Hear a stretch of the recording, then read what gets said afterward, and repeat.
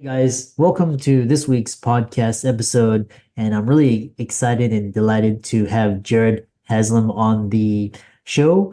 And he's got a really interesting journey. He was very successful executive and he's a rising star. And he's had this transition that he's going to talk about. And now he helps individuals unlocking business and personal performance through mental fitness and well-being, something that all the audience needs. A lot of the audience is burned out and looking for inspiration. So I'm happy to welcome Jared to the show. Thank you, Chris. Thank you for letting me come on the show with you. I really appreciate it. It's wonderful to talk about some of these things because I think it's sorely missed in business that we overlook some of these things. So I'm really happy to be here with you. Yeah. And especially particularly over the last 4 years, people are searching for meaning and just kind of trying to find their ways. And so start out by talking about your journey. I'm always inspired and Sure. how that led to what you're doing today. Sure. So I jumped out of business school right into the automotive industry, and I was feet first in the thick of it, and rose fairly quickly. I was fortunate to have some opportunities to rise fairly quickly through the ranks, and found myself in the strategy organization, really the planning organization for Nissan, and spent some time over in Japan, and continued to rise through the organization, and enjoyed certain aspects of the job, and then got to a point where I guess burnout is the right way to say it. I burned out on it, and found that I was losing a lot in my personal relationships because of the things that were happening at work. And I hadn't really developed the skills necessary, equipped myself necessary to handle some of the really, really deep challenges that were coming at me, and found myself on the outs of that career path. So I decided to, for the sake of my own health, but also for the sake of my family and my relationships, to step away. I stepped away from a career that was arguably at sort of its peak and on an upward trajectory, and decided that I needed to do something different. Yeah, it was a really tough decision, and what I found was the things that I was experiencing along the way, that there were very few resources that I could go to that were tuned to what I was experiencing as an executive, Mhm. and that could give me the real combination of, in business, you're hard charging, you're looking for results, you're solution oriented. Let's go, let's go, let's go. I don't have time to look out in the rear view. But there's some stuff that we always bring with us that's affecting how that's affecting our job, and I just the resources weren't available, and so I left to start a business with my wife. And we started a consultancy. She's a therapist, and so we're combining sort of my business experience and the coaching that I've been able to do over the years with her therapy, and we combine that into helping executives and helping businesses really tackle the underlying human part of business. So that's a really condensed version of my story and how I'm here today. Yeah, that's a beautiful story. And you said something very interesting, which is you're experiencing certain elements and change in the business and the corporate world, and talking about the skills needed to cope. And it's very interesting because expand upon this concept where these emotional coping skills that are necessary, what's missing, like, school teaches us, all the foundation academics, Yeah. we're like even residency, becoming a doctor, Yeah. life and death. Talk about that. Yeah. So there's no shortage of training for leadership theory. I love it. I like to read leadership books, and I like to read business books. But the training of sort of the underlying emotional stuff, businesses just kind of expect you to have that dialed in. And most of us really don't. We don't come with that sort of wiring to really understand how to manage the inputs, what resilience looks like, especially in, COVID did a lot for that, right? To really highlight some of those things. And we use these words like professionalism. And, these are things that you have to be professional. And what the underlying tone of all of that means is, look, you can't have any emotions. You can't show any emotions. You can't address emotions. You can't bring any sort of weakness into the professional realm. And that's just simply unrealistic. And so most people don't have really the skill sets to understand how to manage the emotional burdens that come along with a really high stress, high stakes professional environment. And if you can really think about what it is that's happening in business, all of the problems that we face in business, all the challenges, there's a lot of sort of cerebral things that's happening, but underneath all of it, it's really hard. It's really emotional stuff. It's really human stuff. And the training on the human stuff is the stuff that we don't get. And it's the stuff that you can't read in a book. You actually have to get in and practice it. You actually have to get in and try different things. We have certain ways of thinking, and we have our sort of our neural pathways that are set, and we have automatic responses. And unless you're taught how to address those things and taught to be aware of those things, then you're going to react a certain way. Then you're going to behave in a way that's very consistent and professional and so on. And those are all the things that really fundamentally impact how we show up at work and the problems that we can solve and how we solve them. And so I've just found that all of that sort of underlying emotional training is completely absent. It's very tough to do. People just kind of expect you to have it, and most people don't. That was a challenge that I found.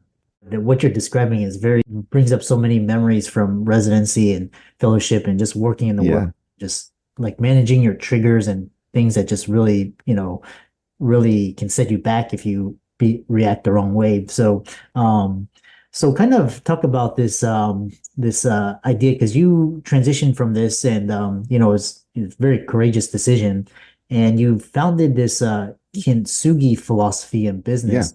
Yeah. What is Kintsugi? We spent some time over in as part of my previous role. Spent some time in Japan, and we were introduced to this concept. And this is not anything that I came up with, of course, but it's a concept that comes from the Japanese society called it's Kintsugi, and it's the art of taking broken pottery and mending it and highlighting the breaks with gold.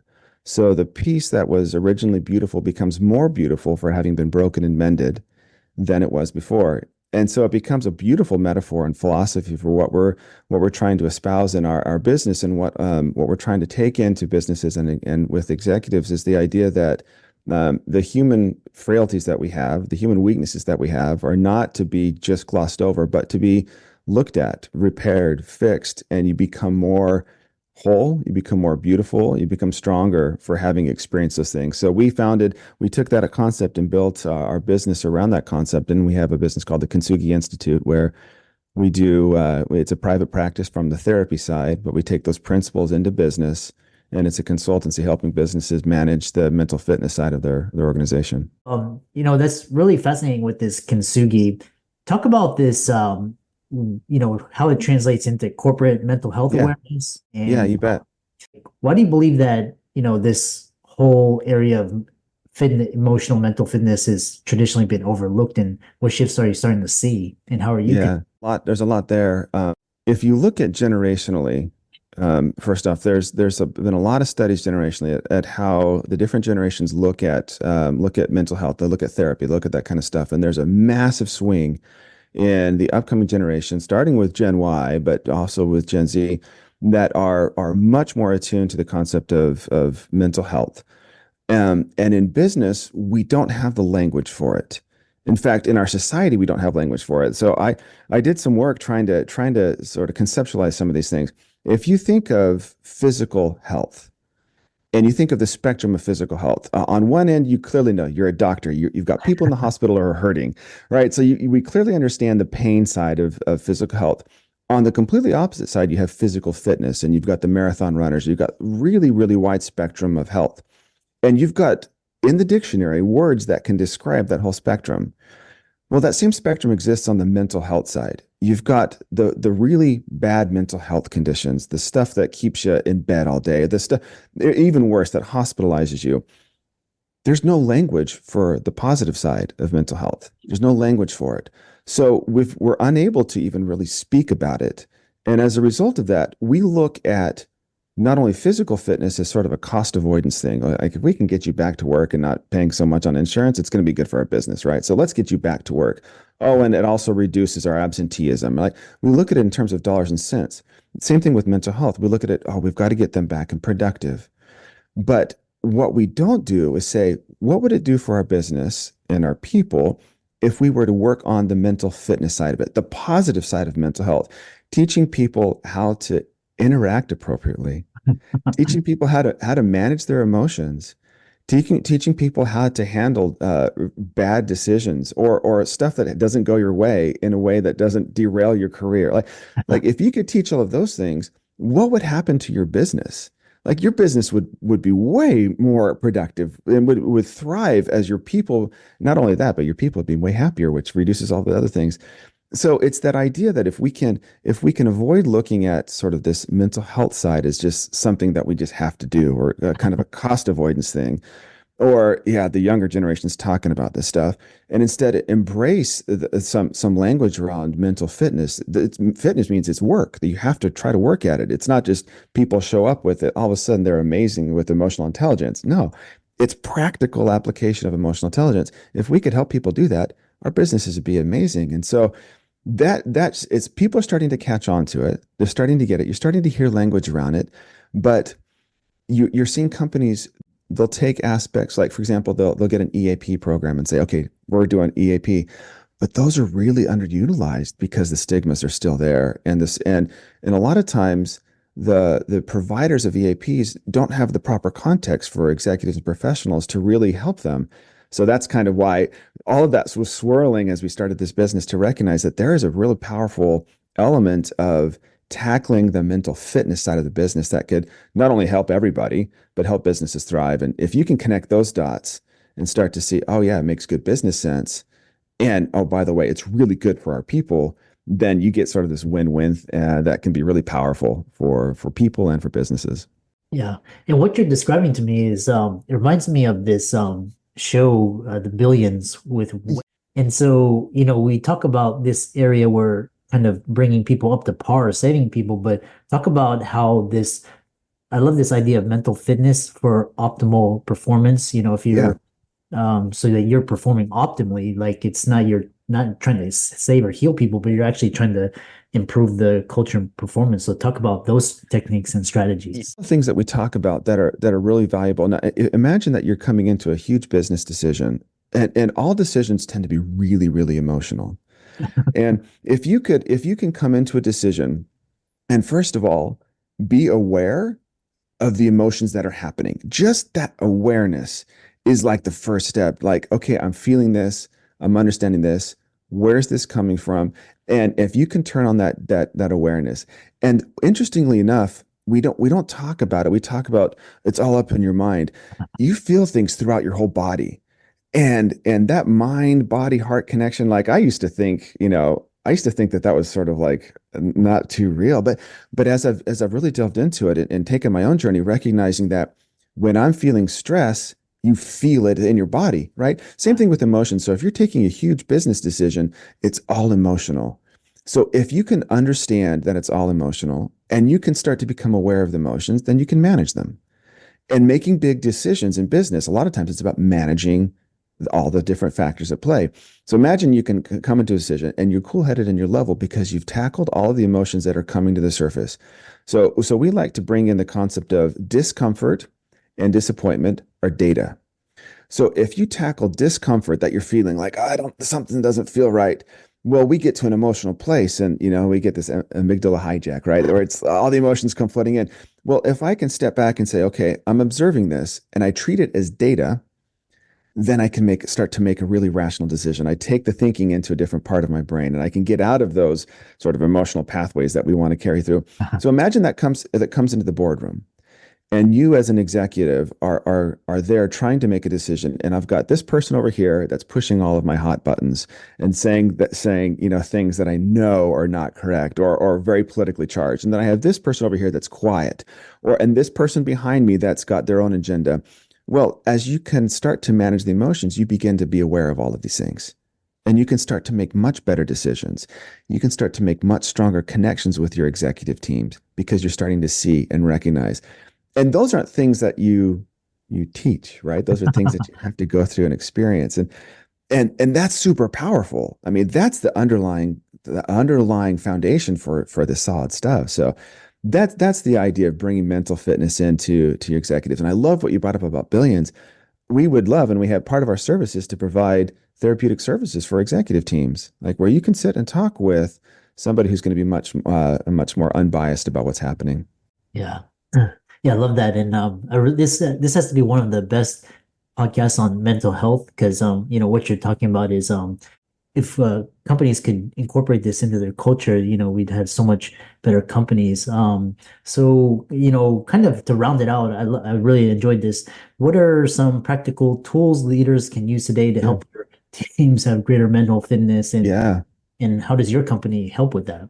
Yeah. So there's a lot of things that you can do. The first thing, a recent study that I was really fascinated by said that workers said that seven out of 10 workers said that their managers had the greatest impact on their mental health, like equivalent to their spouse. Oh, okay. Well, you could go and pick apart that kind of study, whatever. It doesn't matter. But the point is that your managers, your frontline managers, are going to have a huge impact on mental health. So focus on them. Mm, So train your managers, put them through a program. This is some of the things that we do in our company, but there's others out there that do it. Put them through the program that helps them connect to the emotional side of management, mm, that teaches them the role of empathy, the role of psychological safety, which is a bit of a buzzword nowadays. There's a lot there, but teaches them some of those things that they can do that will help their employees be able to show up to work authentically and engaged. If you can do that, just that alone is going to help shift the culture. That's the first thing. And the second thing is put on the oxygen mask first. When you get on an airplane and they all tell the video, put your own oxygen mask first and then help those around you, right? So if you're not espousing the value of mental health personally in your own personal life, it's really hard to get up in front of your team and say, hey, you need to pay attention to this. Or we're going to train all of our managers. Never mind that I'm the biggest problem in the room and everyone hates working with me.